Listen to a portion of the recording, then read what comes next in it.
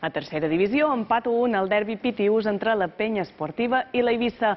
El primer gol del partit va arribar poc abans del descans, exactament al minut 42. Servei de córner i Juan Carlos Ortiz s'encarrega d'enviar la pilota al fons de la xarxa. Era el 0-1. Just en començar la segona part, Fernando Andrada feia l'empat a 1 definitiu. Amb aquest resultat, la Penya deixa escapar els primers punts de la temporada, però es manté a la part alta de la taula.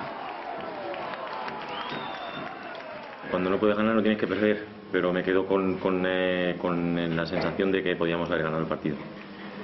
Tengo esa sensación, pero al final pues tienes que estar satisfecho. Para los partidos es lo que hay, el resultado es lo que hay. El punto al final veremos si es bueno o no, pero en casa nosotros tenemos que intentar ganar siempre. Bueno, contento a medias, ¿no? Porque la ha tenido ahí, pero bueno, también el otro equipo juega, ha visto una jugada ahí muy rápida en el minuto 9 y en el minuto 1, y es lo más jodido por ahí, ¿no? Que hay que estar tensionado desde que empezamos hasta que terminamos. Pero bueno, bien, contento. I nova victòria, la quarta de la temporada del Platges de Calvià, que va superar 1-0 al Constància. Un gol que això sí es va fer esperar perquè no va arribar fins al minut 84 de partit, quan el municipal de Magaluf ja era fosc. Servei de banda de Xus Seco, que Xus Seco remata de cap per fer l'únic gol del partit.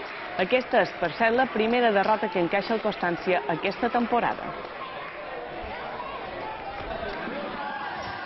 En la Capellera, empat entre Manacor i Poblense, tot i que els manacorins van arribar a la recta final del partit amb un avantatge del 0-2 al marcador.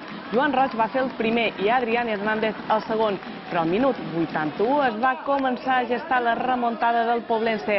Aitor Pons va marcar l'1-2 i quan tot feia pensar que el partit ja estava decidit, Joan Ollés s'apuntava al 2-2 definitiu.